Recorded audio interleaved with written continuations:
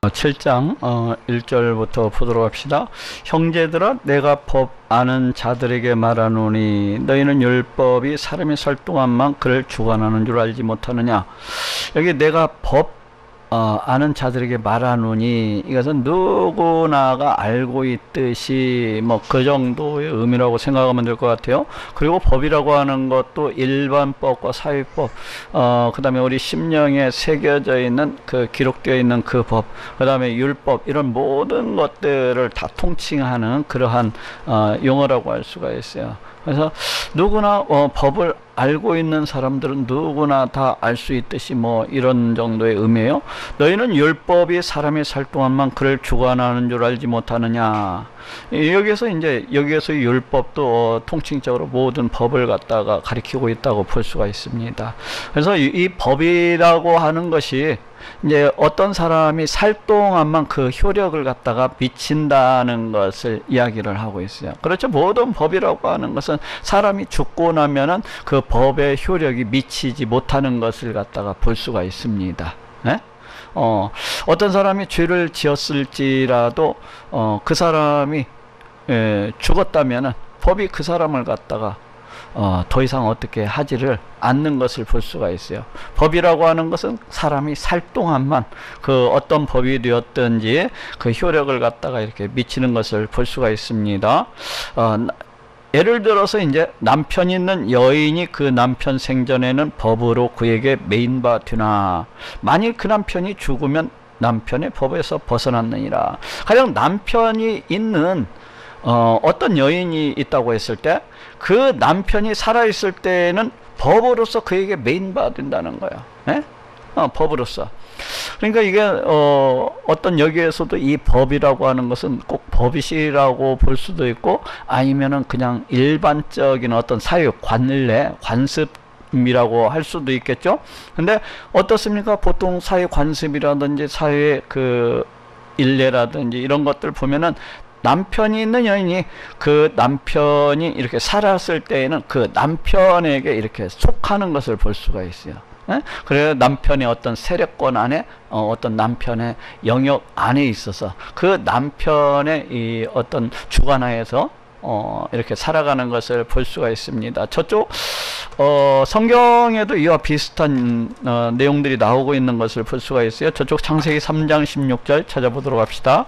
또 여자에게 이르시되 내가 네게 잉태하는 고통을 크게 더하리니 네가 수고하고 자식을 낳을 것이면 너는 남편을 사모고 남편은 너를 다스릴 것이니라 하시고, 여기 창세기 3장 16절에서도 이제 그 아담이 죄를 범하고서 그 죄를 정죄받는 자리에서 지금 우리 하나님께서 주시는 말씀입니다. 지금 여기 뭐라고 하는 거니? 너는 남편을 사모하고 남편은 너를 다스릴 것이니라.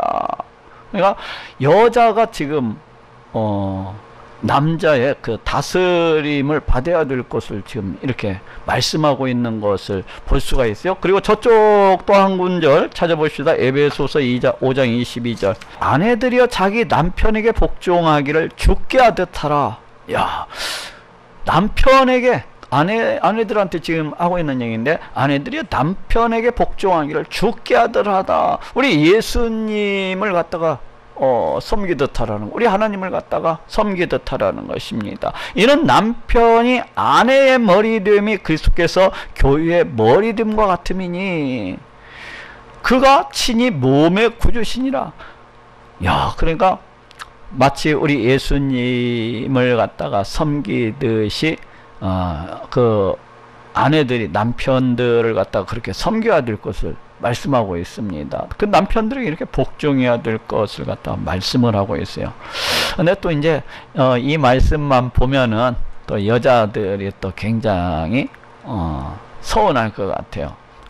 근데 여기에 또 이제 그러나 교회가 그리스도에게 하듯 아내들도 범사에 그 남편에게 복종할지니라 하면서 이제 여기도 이제 교회가 그리스도에게 하듯 우리 교회가 교회에 나와가지고 우리 예수님을 갖다가 찬양하고 높이고 섬기고 또 예수님의 말씀 그 명령에 이렇게 복종하듯이 아내들도 그 남편에게 이렇게 복종해야 될 것을 갖다가 말씀을 하고 있습니다. 근데 이제 또 그 밑에 남편들아 아내 사랑하기를 그리스도께서 교회를 사랑하고 위하여 자신을 주심같이 하라.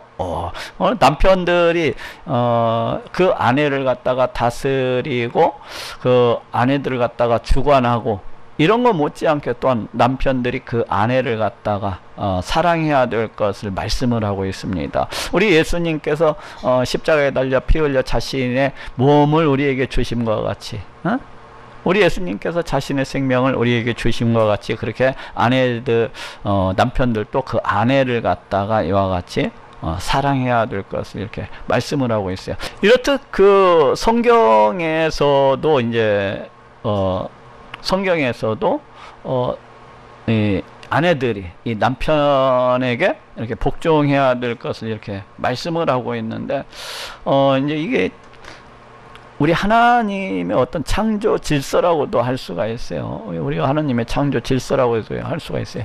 요즘에는 여성 평등해갖고 남녀 뭐 이렇게 평등 많이 이야기하고 있는데 어떻게 보면은 우리 하나님께서 뭐 그걸 몰라서 처음부터 그렇게 하셨겠습니까? 이게 남편은 그 여자를 갖다가 이렇게 잘 다스리고 또 사랑하고 또 그 아내 된 사람은 또 우리 남편을 갖다가 이렇게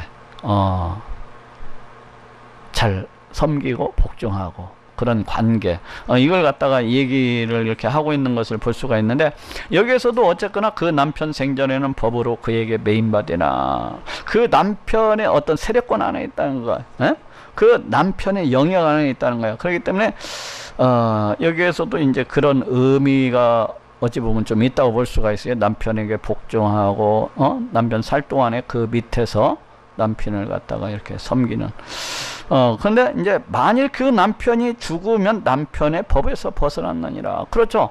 남편이 죽으면 어떻습니까? 그 여인은 그 남편의 어떤 영역에서 벗어났다고 할 수가 있어요. 남편의 그 어떤 세력권에서 벗어났다고 할 수가 있어요. 그래서 남편의 그 어떤 매임에서 이와 같이 벗어났다고 할 수가 있습니다. 그러므로 만일 그렇기 때문에 만약에 그 남편 생전에 그 남편이 살았을 때 다른 남자에게 가면 음부라 이르리. 그렇지. 그 남편의 어떤 세력권 안에 있을 때 그 남편의 어떤 영역 안에 있을 때 남편의 어떤 그 권위에 복종하고 순종해야 되는 어떤 그 안에 있을 때에 다른 남자에게 가면 여기에서 간다는 것은 이제 간음을 갖다가 행하는 것일 수도 있고 더 나아가서는 이중살림까지 또 이렇게 바라볼 수가 있어요. 그런 여자는 이제 가늠한 여자라 이르되 남편이 죽으면 그 법에서 자유케 되느니. 그렇지. 남편이 죽으면은 그 남편의 매임에서 놓인 바가 되기 때문에 또 남편의 영역 그 세력에서 떠난 바가 되기 때문에 남편의 법에서 이와 같이 자유케 된다는 거예요. 그럴 때에 뭐 다른 남자에게 갈지라도 음부가 되지 아니하느니라. 다른 남자에게 뭐 시집을 간다고 할지라도 전혀 아무런 이상이 없다는 거예요. 이와 같이 지금 바울이 지금 이야기하고자 하는 것이 무엇입니까? 그 모든 법이라고 하는 것은 사람이 살았을 때만 그 사람을 갖다가 주관하는 것이라는 것입니다. 모든 법이라고 하는 것은 그 사람이 살아 있을 동안에만 그 효력이 미치는 것이라는 거예요. 그렇지 않냐고 그 어떤 사람이 죽게 되면은 이미 그 법은 효력을 갖다가 미칠 수가 없다는 겁니다. 죽은 사람에게는 그 법의 어떤 권위, 어떤 세력이 미치지 못한다는 것을 갖다가 지금 이야기하고 있습니다. 그러므로 내 형제들아 너희도 그리스도의 몸으로 말미암아 율법에 대하여 죽임을 당하였으니 그러므로 마찬가지로 내 형제들아 너희도 그리스도의 몸으로 말미암아 율법에 대하여 죽임을 당하니. 너희가 누구예요? 여기 1차적으로 로마 교인들이겠지만은 더 높게는 우리 모든 그리스도인들이라고 할 수 있겠죠. 너희도 그리스도의 몸으로 말미암아 율법에 대하여 죽임을 당하였으니. 여기 잠깐 그리스도의 몸으로 말미암아를 갖다가 가로로 이렇게 딱 쳐놓으면은 그러므로 내 형제들아 너희도 율법에 대하여 죽임을 당하였으니 앞에서 6장입니까? 그 5장입니까? 거기에서 했었던 내용하고 똑같은 것을 갖다가 볼 수가 있습니다. 율법에 대하여 죽임을 당하였으니 이것이 우리가 언제 죽었습니까? 우리가 예수 그리스도와 연합을 해서 함께 십자가에 달려 못 박힌 바 되고 함께 장사되어진 바 되고 예수 그리스도와 연합해서 또한 함께 삼바된 것을 갖다가 알 수가 있어요. 네? 그래서 우리 옛사람은 예수 그리스도와 연합을 해서 함께 십자가에 못 박히고 함께 장사되어진 바 되었다고 할 수가 있어요. 이렇게 죽은 사람은 어떻습니까? 율법이 그 효력을 갖다가 미칠 수가 없어요. 네? 율법이 이 사람에 대해서 뭐 정죄할 수가 없습니다. 그래서 여기에서도 이제 율법에 대하여 죽임을 당하였으니 율법이 그 죽은 사람에게 그 옛사람에게는 아무런 효력을 미칠 수가 없다는 것입니다. 다시 말하면은 이제 우리 그리스도인들은 다시 말해서 이 율법의 영역에서 벗어나서 율법의 영역에서 벗어나서 또 다른 새로운 영역에 속하게 되었다는 것을 지금 암시해 주고 있어요. 그래서 율법으로부터 벗어난 존재라는 거예요. 우리는 예수 그리스도와 함께 십자가에 못 박힌 바 되고 예수 그리스도와 함께 장사되어진 바 되었기 때문에 우리 옛사람은 이제 우리는 그 율법 그 영역에서 벗어나는 율법의 정죄에서부터 떠난 자라는 거예요. 예? 이는 다른이 곧 죽은 자 가운데서 살아나신 이에게로 가서 우리 하나님을 위하여 열매를 맺히게 하려 함이니라. 이렇게 한 것은 다른이가 누굽니까? 바로 우리 예수님을 가리켜요. 우리 예수님 곧 죽은 자 가운데서 살아나시니 우리 예수님에게로 가서 우리는 어떻습니까? 예수 그리스도와 연합을 해서 예수 그리스도와 함께 십자가에 못 박힌 바 되어지고 예수 그리스도와 함께 장사되어진 바 되고 예수 그리스도와 연합함으로 예수 그리스도와 함께 다시 산자들이라고 할 수가 있어요. 이것을 갖다가 이제 바울이 여기에서는 죽은 자 가운데서 살아나신 이에게로 가서 하고 이렇게 말만 조금 바꾸어서 표현을 하고 있습니다.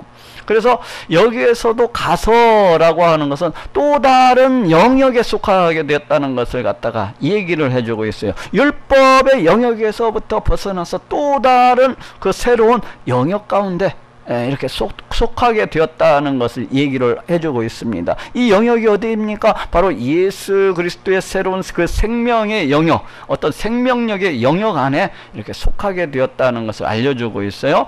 근데 이제 또 가서라고 하는 것은 또 어떤 학자들은 앞에서 이제 혼인 비유가 나왔기 때문에 남편과 아내 비유가 나왔기 때문에 이 가서를 갖다가 예수 그리스도와 성도와의 어떤 혼인 관계로서 이렇게 보기도 하는 것을 볼 수가 있어요.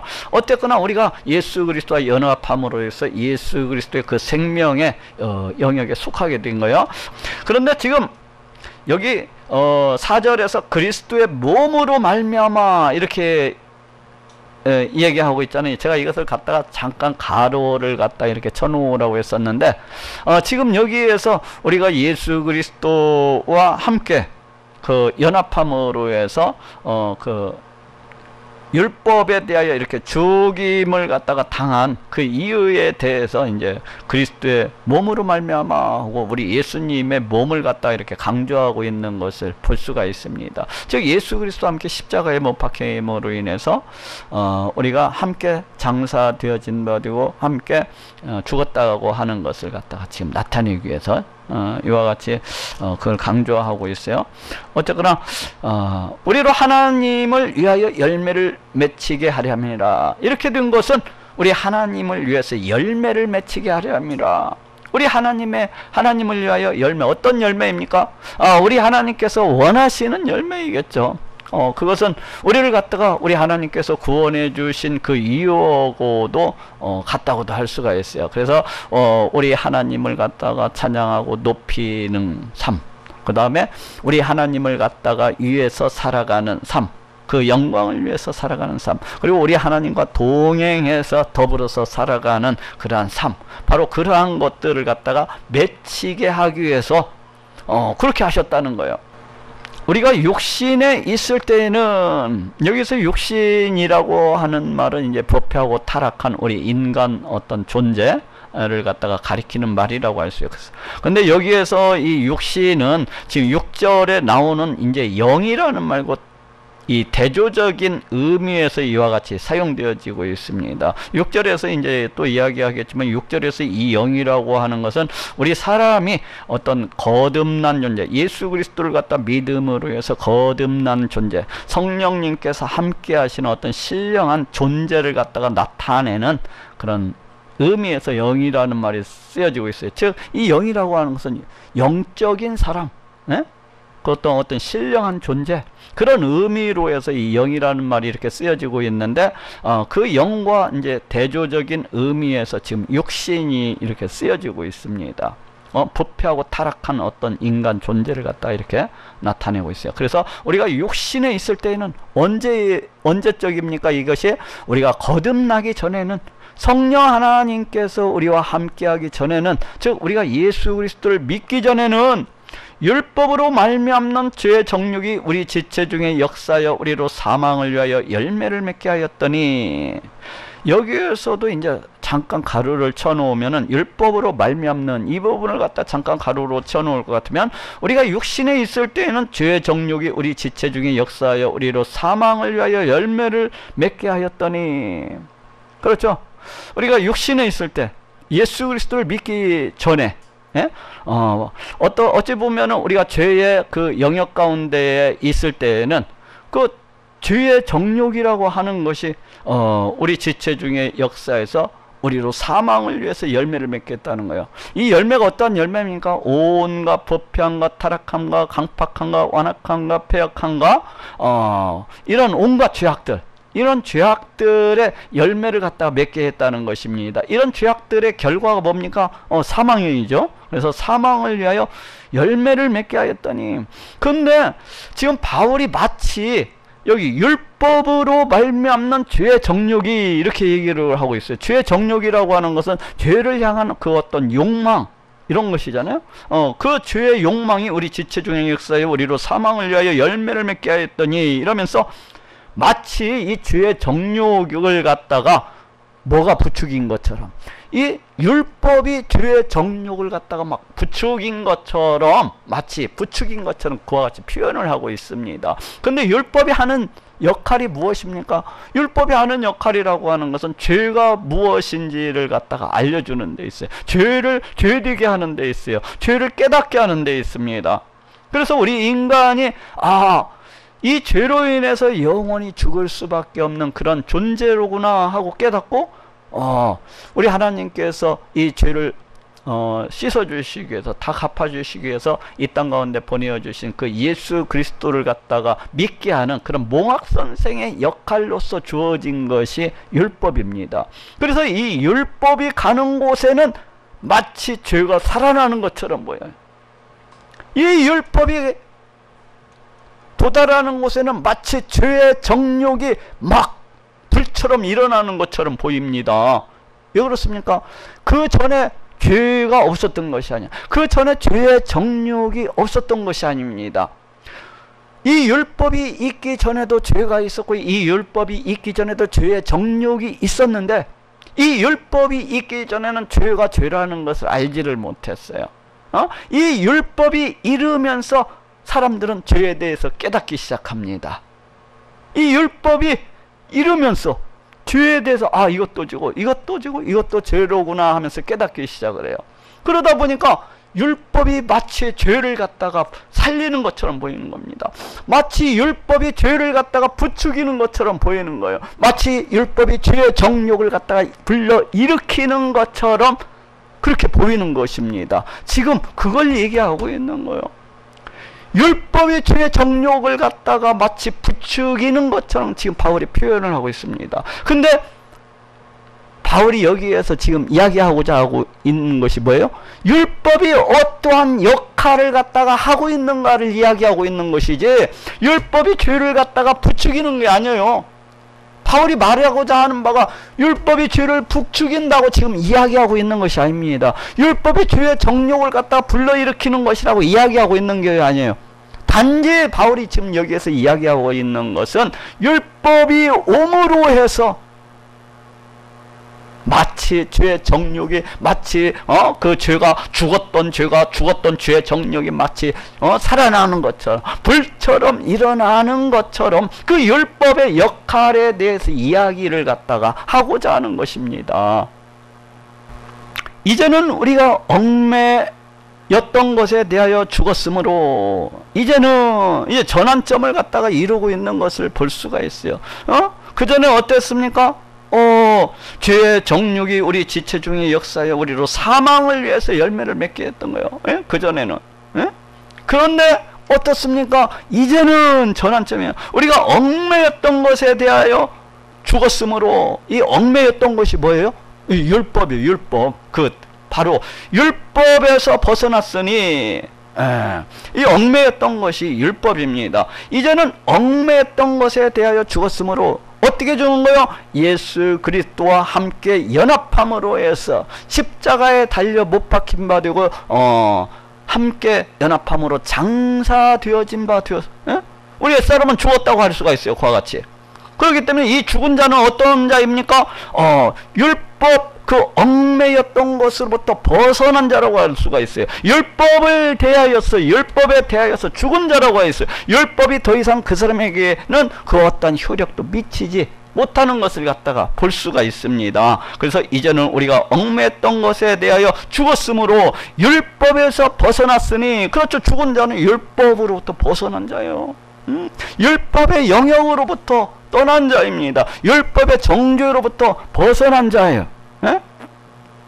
벗어났으니 이러므로 우리가 영의 새로운 것으로 섬길 것이요. 벗어났으니 벗어나고 가만히 있습니다. 가만히 있습니까? 아니에요. 새로운 영역 가운데 참여하게 된 거예요. 그 새로운 영역이 어떤 영역입니까? 죄에서 벗어나서 은혜의 영역으로, 불의에서 벗어나서 의의 영역으로, 이와 같이 하나님의 영역으로 이렇게 참여하게 된 것입니다. 거듭남의 영역, 성령 하나님께서 함께 하시는 그 영의 영역으로 이와 같이 옮기움 받은 거예요. 옮기움 받은 거. 이러므로 우리가 영의 새로운 것으로 섬길 것이요. 이 영이 뭡니까? 여기서 영이라고 하는 것은 그 육신과 대비가 되는, 우리가 예수 그리스도를 믿기 전에 사람과 대비가 되는 이제 거듭난 존재, 이제 거듭남으로 성령 하나님께서 함께 하시는 그런 신령한 지금의 우리의 모습을 갖다가 일컫고 있는 말이 바로 영이라고 할 수가 있어요. 우리는 영적인 사람이라는 거예요. 영적인 사람. 그리고 영의 영역 안에 있는, 예수 그리스도의 생명의 영역 안에 있는, 성령과 함께하고 있는 그 영의 영역 안에 있는 그러한 사람이라는 거예요. 그렇기 때문에 우리가 어떻게 살아가야 된다는 것입니까? 이러므로 우리가 영의 새로운 것으로 섬길 것이요. 여기서 새로운 건 새로운 방식, 그 거듭난 존재, 그 신령한 존재에 맞는 새로운 방식, 새로운 원리로서 우리 하나님을 갖다가 섬겨야 된다는 것입니다. 새로운 방식, 새로운 원리로서. 의문에 묵은 것으로 아니할지니라. 의문이라고 하는 것은 뭐 기록된 것, 이런 뜻도 갖고 있고 문서라는 뜻도 갖고 있어요. 그런데 의문에 묵은 것, 곧 율법을 가리키는 거예요. 율법, 예? 그 묵은 그 율법으로 아니할지니라.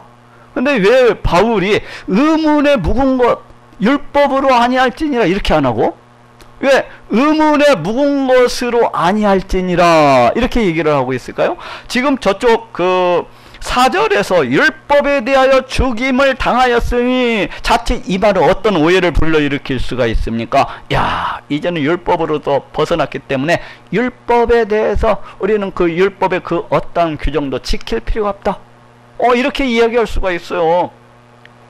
예? 율법의 그 어떠한 규정도 우리는 갖다가 다 무시할 수가 있다, 이렇게 얘기할 수가 있어요. 그런데 바울이 은근히, 근데 율법이라는 게 어떻습니까? 영의 새로운 것으로서 섬기지만은 한편으로는 율법의 어떠한 것은 예수 그리스도 안에서 성취가 되어졌기 때문에 지키지 않아도 되는 것들이 있지만은 또 어떠한 정신이라든지 어떠한 기본적인 것들에 대해서는 율법을 갖다 지켜야 되는, 아니 더 정신적으로도 또 그 심령적으로도 지켜야 되는 그러한 것입니다. 그래서 지금 바울이 지금 그것을 갖다가 이 표현을 갖다가 애매하게 지금 이렇게 이 얘기를 하고 있습니다.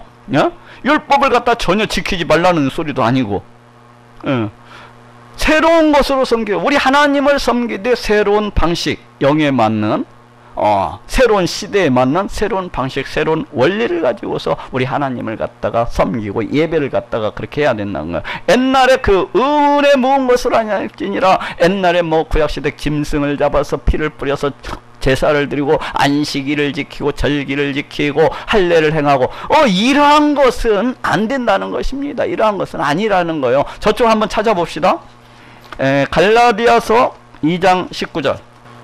여기도 네가 율법으로 말미암아 율법을 향하여 죽었나니 이는 하나님을 향하여 살려 함이니라. 여기서도 이제 똑같은 이야기들을 이렇게 하고 있는데 20절에 내가 그리스도와 함께 십자가에 못 박혔나니 이제 그런즉 이제는 내가 산 것이 아니요 오직 내 안에 그리스도께서 사신 것이라. 이제 내가 육체 가운데 사는 것은 나를 사랑하사 나를 위하여 자기 몸을 버리신 하나님의 아들을 믿는 믿음 안에서 사는 것이라 하면서 여기 이제 19절에 이렇게 보니까 여기에서도 율법을 향하여 죽었나니 이는 하나님을 향하여 살려 함이라. 그러니까 여기에서도 이제 하나님의 뜻에 복종을 하고 하나님 기뻐하시는 그런 뜻을 쫓아서 그렇게 살기 위해서 우리가 율법에 대하여서 그와 같이 죽었다는 것입니다. 그러니까 여기에서도 지금 말씀하고 있는 것은 어떻게 보면 율법을 향하여서 죽었나니, 그러니까 율법에 대해서 전혀 지킬 필요가 없는 것처럼 모든 율법 규정으로부터 자유로운 것처럼 그렇게 비춰줄 수 있기 때문에 그 뒤에 이는 하나님을 향하여 살려야 합니다. 그렇지만 하나님의 뜻에 숨기 위해서 우리 하나님이 기뻐하시고 즐거워하시는 그 뜻을 쫓아서 이와 같이 살아야 된다는 것을 갖다가 이야기하고 있는 것을 볼 수가 있어요. 또 저쪽 골로새서 2장 14절부터 보도록 합시다. 또 우리를 거스리고 우리를 대적하는 의문에 쓴 증서를 도말하시고, 여기에서도 이제 의문에 쓴 증서라고 하는 것은 바로 율법을 갖다가 가리켜요. 도말하시고 제하여 버리사 십자가에 못 박으시고 점점점점 이렇게 오고 16절에 그러므로 먹고 마시는 것과 절기나 월삭이나 안식일을 인하여 누구든지 너희를 편론하지 못하게 하라. 이것들은 장래일의 그림자이나 몸은 그리스도의 것이니라 하고 이렇게 말씀하고 있는 것을 볼 수가 있습니다. 지금 14절에서 우리를 거스르고 우리를 대적하는 의문에 쓴 증서, 이 율법을 갖다가 도말하시고 제하여 버리사 십자가에 못 박으셨다는 거예요. 그 율법 문서를 갖다가 십자가에 못 박아 버리셨다는 것입니다. 못 박았다는 얘기는 그 율법을 갖다가 더 이상 지킬 필요가 없다는 것을 이 얘기를 해주고 있습니다. 그러면서 그 율법이 과연 바울이 지금 이야기하고 있는 이 의문에 쓴 증서가 무엇인지에 대해서 지금 16절에 그러므로 먹고 마시는 것과 절기나 월삭이나 안식일, 안식일을 인하여 누구든지 너희를 편론하지 못하게 하라. 과연 이 율법이 무엇이냐? 그건 먹고 마시는 거. 구약 성경에 보면은 어떤 물고기는 먹고 어떤 물고기는 먹지 말라, 어떤 짐승은 먹고 어떤 짐승은 먹지 말라, 이것은 부정하고 이것은 정결하니 무엇은 먹고 무엇은 먹지 말라, 이러한 율법 규정들이 있는 것을 볼 수가 있어요. 그리고 절기에 대해서 나오고 있는 것을 볼 수가 있습니다. 유월절이니 뭐 초실절이니 그 칠칠절이니 또 나팔절이니 초막절이니 장막절이니 이러한 절기들에 대해서 나오는 것이 있고, 또 월삭에 대해서 나오는 것, 또 안식일 규정에 대해서 이와 같이 나오는 것들이 있습니다. 근데 이러한 것들을 갖다가 지금 지키라는 겁니까? 지키지 말라는 거야? 지키지 말라는 거예요. 왜 그렇습니까? 이미 십자가에 못 박혔다는 거예요. 즉 예수님께서 이 땅 가운데 오셔서 십자가에 달려 피 흘려 죽으심으로써 그림자 모형으로서 주어졌던 이런 모든 것들을 다 성취를 했기 때문에 더 이상 이러한 것들에 대해서 지킬 필요가 없다는 것입니다. 그렇기 때문에 너희는 누구든지 너희를 이러한 것들로 인해서 편론하지 못할, 비방받지 않게 하라는 것입니다. 예? 안식일을 안 지킨다고 무엇을 어떤 음식은 먹고 어떤 음식은 갖다가 안 먹는다고, 이런 것들로 인해서 더 이상 왈가왈부하지 말라는 것입니다. 자, 오늘 본문으로 돌아봅시다. 이러므로 우리가 영의 새로운 것으로 섬길 것이요 의문의 묵은 것으로 아니할지니라. 즉 구약의 이러한 어떤 먹고 마시는 것도 절기니 월삭이니 안식일이니 이러한 것들로 어떤 구약 제사니 이러한 것들로 우리 하나님을 섬기지 아니한다는 것입니다. 왜 그렇습니까? 우리는 율법에 대하여서 이미 죽은 자이기 때문에 우리는 이미 율법으로부터 벗어나서 새로운 영의 세계에 속한 자들이기 때문에 이제 우리는 영의 새로운 것으로서 새로운 원리 새로운 방법으로서 우리 하나님을 갖다가 섬기고 예배해야 된다는 것입니다. 그런데 우리가 무슨 말하리요? 율법이 죄냐? 그럴 수 없느니라. 그런즉 우리가 무슨 말이요? 하나님께서 모형과 그림자로서 장차 되어질 일을 갖다가 말씀하시고 예언하시고 예수 그리스도를 이 땅 가운데 보내주셔서 십자가에 달려 피 흘려 죽게 하심으로 그 모든 것들 실체를 갖다가 나타내시고 실체를 갖다가 이루셨는데 우리가 더 이상 그거에 대해서 어찌하겠는가요? 어찌하겠느냐는 것입니다. 율법이 그럼 율법이 죄냐? 그럼 율법이 악한 것이냐? 율법이 잘못되기라도 한 것이냐? 그럴 수는 없느니라. 율법으로 말미암지 않고는 내가 죄를 알지 못하였으니 바울이 율법을 우리 하나님께서 주신 이유에 대해서 다시 한 번 더 지금 이야기를 하고 있습니다. 율법을 그럼 왜 준 거냐? 죄를 깨닫게 하기 위해서라는 것입니다. 율법으로 말미암지 않고는 내가 죄를 알지 못하였으니 곧 율법이 탐내지 말라 하지 아니하였다면 내가 탐심을 알지 못하였으리라. 저쪽 한번 찾아봅시다. 출애굽기 20장 17절. 여기 출애굽기 20장은 우리 하나님께서 주신 십계명에 대해서 이렇게 다혈하고 있는 것을 볼 수가 있어요. 그런데 이쪽 17절에 네 이웃의 집을 탐내지 말지니라. 네 이웃의 아내나 그의 남종이나 그의 여종이나 그의 소나 그의 낙이나 무릇 네 이웃의 소유물을 탐내지 말지니라 하고 이렇게 말씀하고 있는 것을 볼 수가 있어요. 지금 바울이 하는 얘기가 뭐예요? 율법이 탐내지 말라 하였기 때문에 내가 이것이 죄라는 것을 갖다가 알 수가 있었다는 것입니다. 도적질 말지니라. 도적질하지 말라고 했기 때문에 이 도적질하는 것이 죄라는 것을 갖다가 알 수가 있었다는 거예요. 간음하지 말지니라. 간음하는 것이 죄라는 것을 알 수가 있다. 살인하지 말지니라. 살인하는 것이 죄라는 것을 알 수가 있었다는 것입니다. 그러면은 저쪽 3절에 20장 3절에 너는 나 위에는 다른 신들 네게 있지 말지니라. 우리 하나님을 갖다가 섬기지 아니하는 것이 죄라는 것을 갖다가 알 수가 있었다는 거예요. 다른 신을 섬기는 거, 우리 하나님을 떠나서 우상을 숭배하는 것이 죄라는 것을 갖다가 알 수가 있었다는 것입니다. 그리고 나를 사랑하고 내 계명을 지키는 자에게는 천대까지 은혜를 베푸느니라. 거꾸로 얘기하면은 우리 하나님을 갖다가 사랑하지 아니하는 거, 우리 하나님의 계명을 갖다가 어기는 거, 이러한 것이 죄라는 것을 갖다가 알 수가 있었다는 것입니다. 바울이 무엇을 통해서? 이 율법을 통해서, 이 율법을, 우리 하나님의 이름을 망령되이 일컫는 거, 그리고 우리 하나님을 떠나서 다른 우상을 섬기는 거, 이러한 것들이 바로 죄라는 것을 알 수가 있었다는 거예요. 율법이 아니었다면은 이러한 것들의 죄라는 것에 대해서 전혀 알지 못하였으리라는 것입니다. 내가 탐심, 내 속에 있는 탐심, 내 속에 있는 탐욕, 이러한 것들이 결코 죄라는 것을 알지도 못하고 깨닫지도 못하였으리라는 것입니다. 무엇이 알려줬다는 거예요? 율법이. 우리 하나님께서 율법을 주신 이유가 무엇입니까? 바로 이렇게 죄를 깨닫게 하기 위해서 우리 하나님께서 그렇게 이렇게 율법을 갖다가 주신 것이라고 지금 이야기를 하고 있습니다. 율법으로 말미암지 않고는 내가 죄를 알지 못하였으니 곧 율법이 탐내지 말라 하지 아니하였다면 내가 탐심을 알지 못하였으리라.